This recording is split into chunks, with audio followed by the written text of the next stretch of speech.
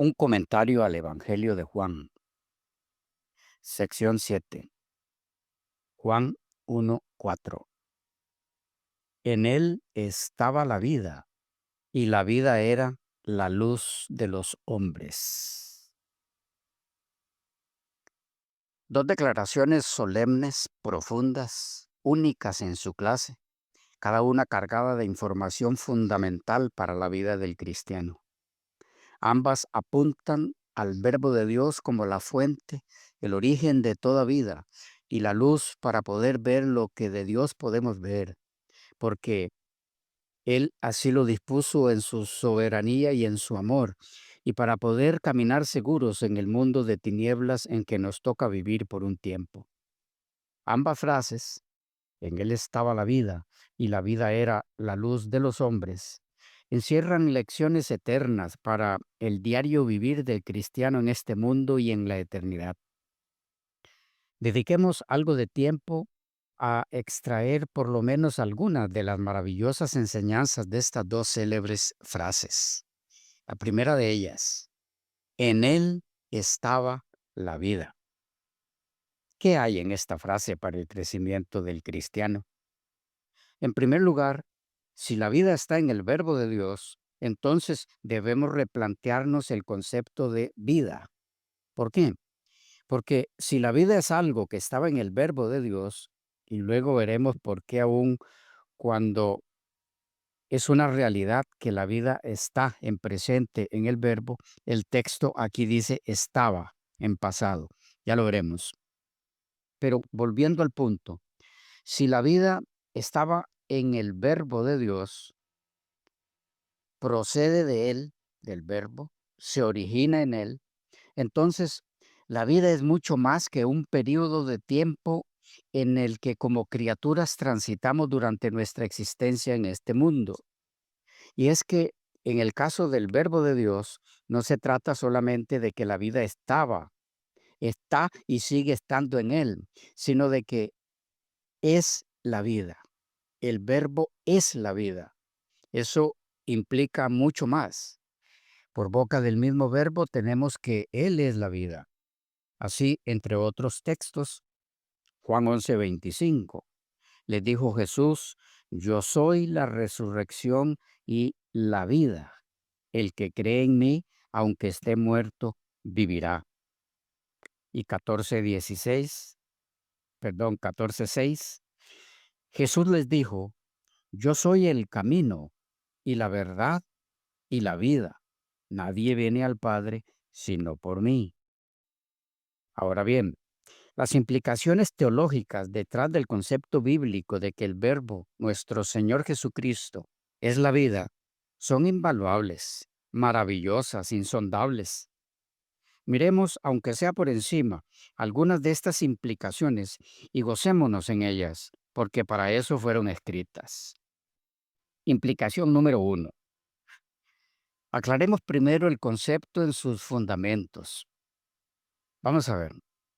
El texto en análisis, Juan 1:4, dice, en él, el verbo, estaba la vida.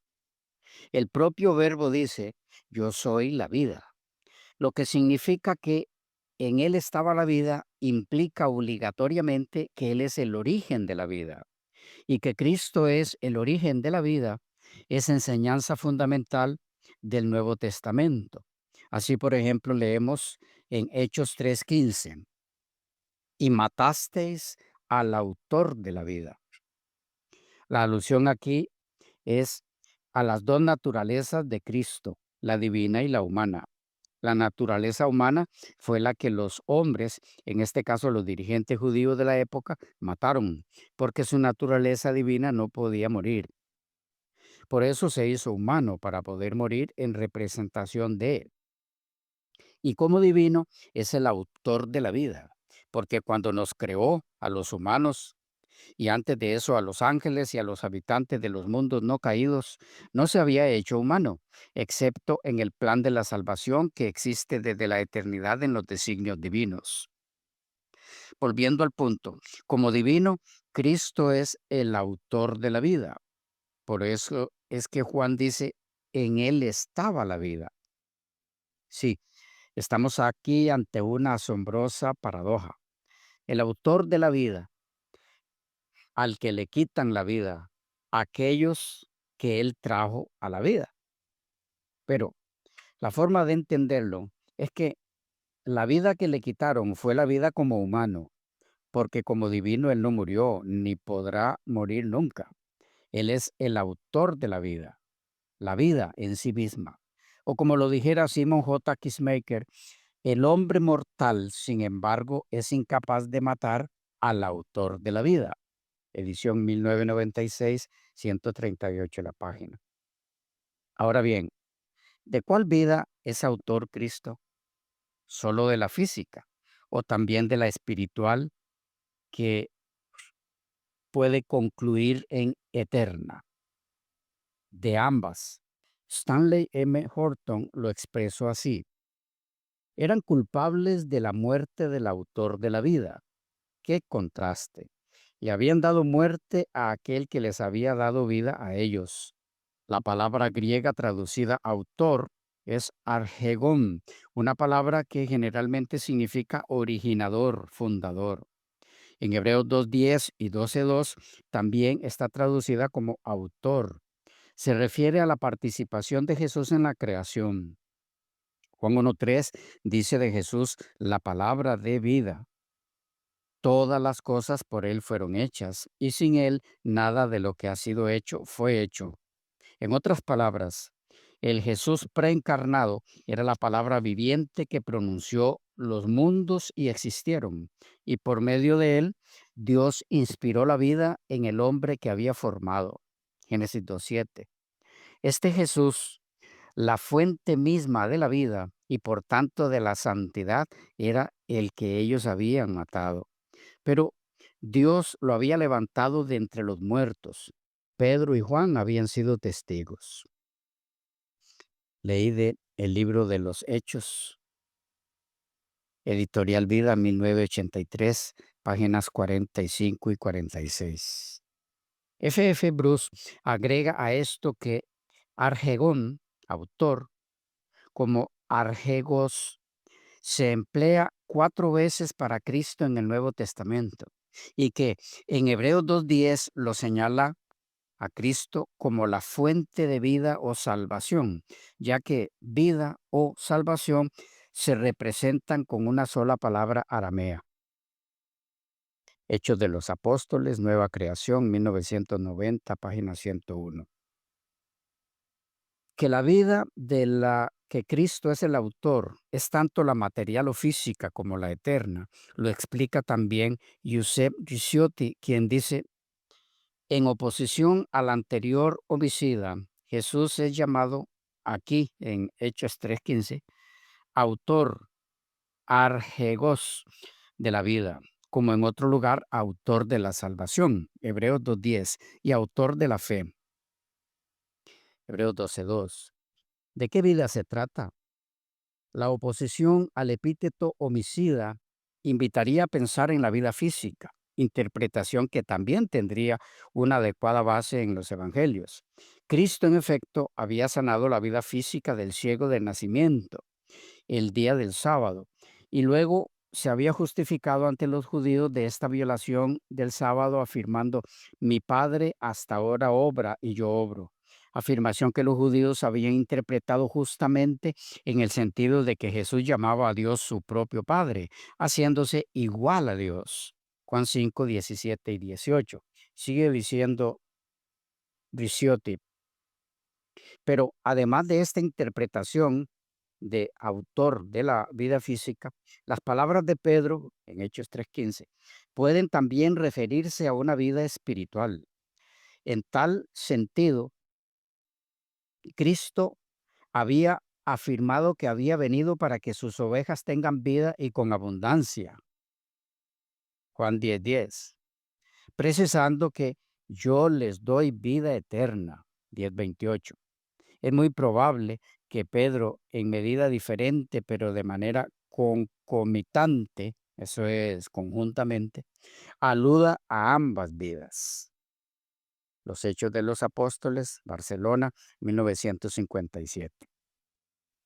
De alguna importancia es, a manera de paréntesis aquí, aclarar que con la sanidad del ciego de nacimiento en sábado, Jesús no lo estaba transgrediendo, el mandamiento del sábado.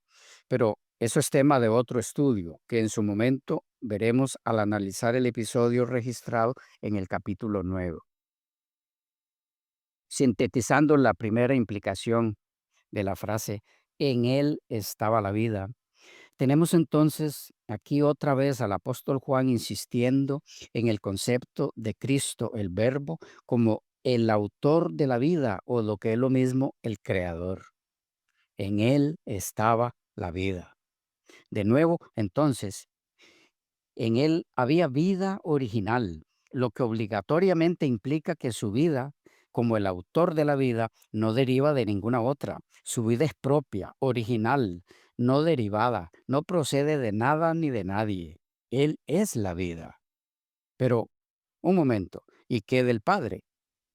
El Padre también tiene vida original y es por lo tanto, junto con el Hijo, autor de la vida. Sí, estamos en tal caso ante dos creadores coiguales, coeternos, y esto sin hablar del Espíritu Santo, que está exactamente en la misma esfera, pero que no es tema de este estudio. Segunda implicación de la frase, en él estaba la vida. La vida no existe por sí misma. Leon Morris lo explica así. La única razón por la que hay vida en las cosas que hay sobre la tierra es porque hay vida en el logos. La vida no existe por sí misma. Ni siquiera dice aquí que la vida ha sido creada por o por medio de el verbo, sino que existe en él. La vida es uno de los conceptos característicos de Juan. Usa esta palabra 36 veces, mientras que en ninguno de los otros escritos del Nuevo Testamento aparece más de 17 veces. En Apocalipsis 17, en Romanos 14, en Primera de Juan 13. Así que más de un cuarto de las referencias neotestamentarias al concepto de vida aparecen en nuestro Evangelio. Dice además Morris, este Evangelio constantemente asocia la vida con el verbo. Este vino para que la gente pueda tener vida y pueda tenerla en abundancia. 10:10.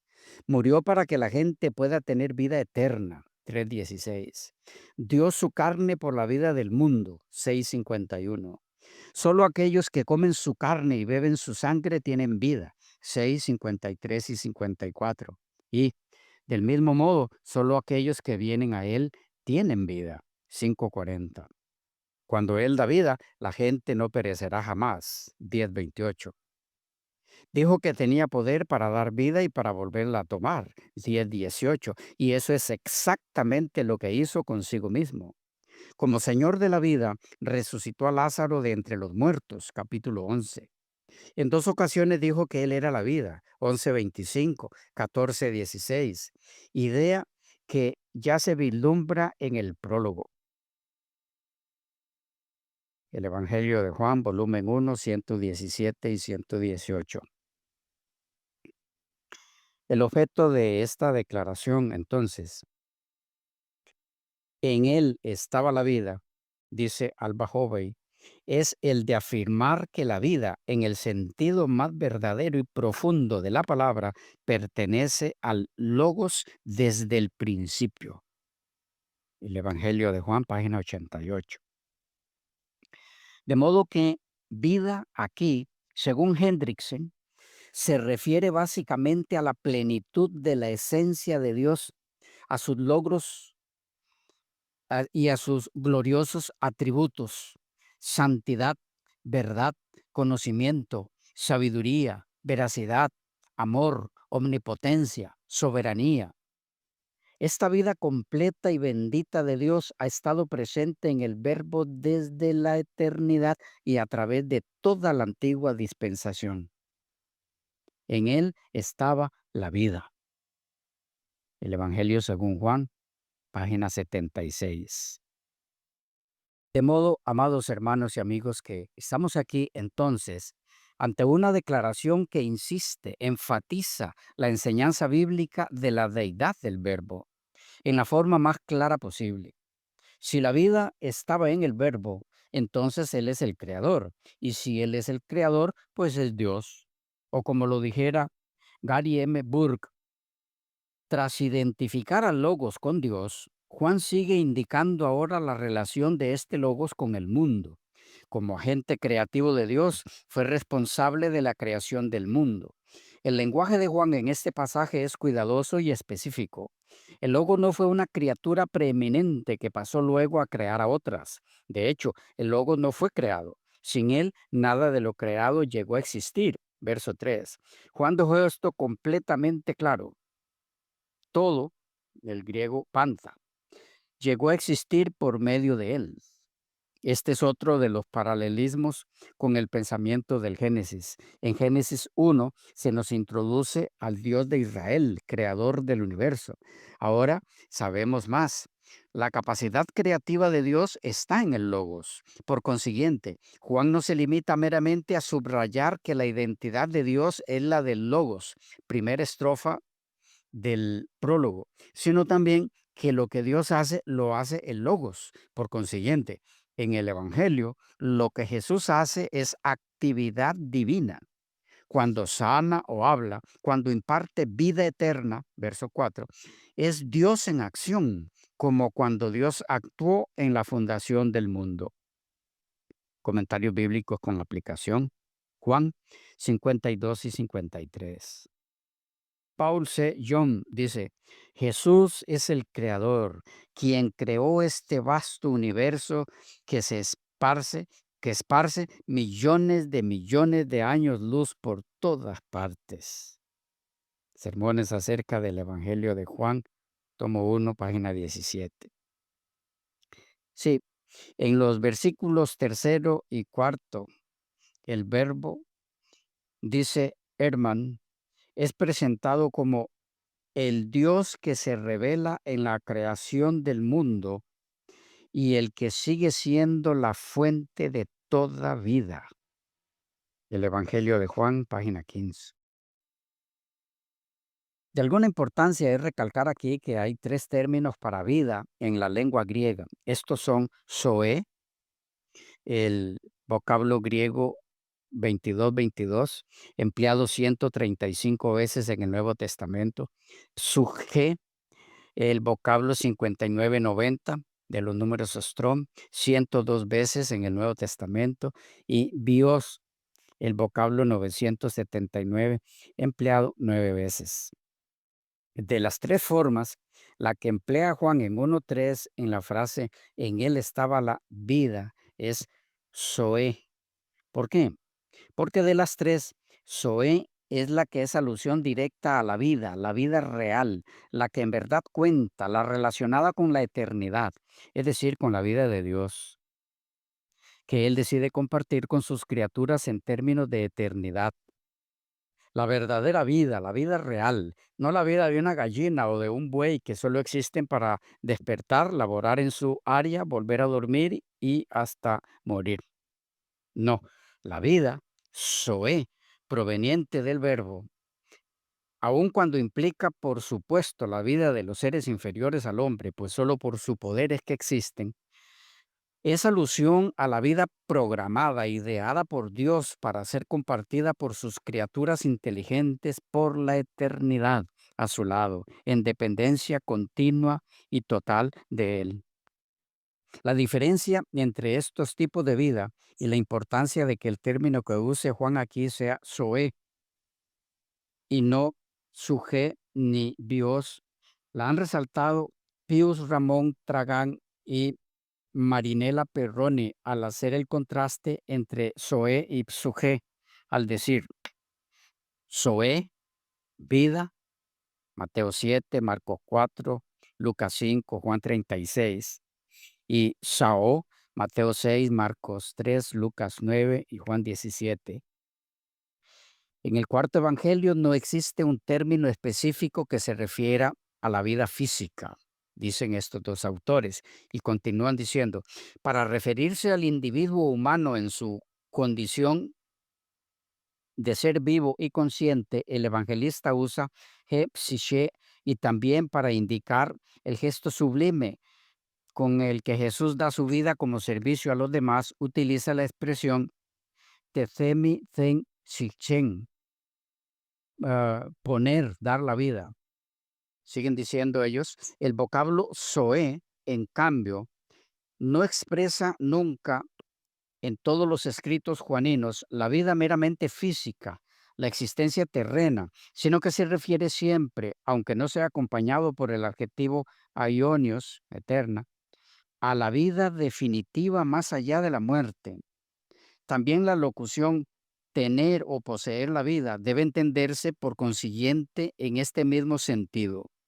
Quien da esta vida es Jesús mismo, 11:25 de Juan, pero es el Espíritu en contraposición a la carne el que hace nacer de nuevo a esa vida de lo alto, 3 y 5. El Padre y el Hijo dan la vida nueva a los creyentes infundiendo en su corazón el Espíritu vivificante, 6:63. Nadie ha visto nunca a Dios, una guía para la lectura del Evangelio Juan.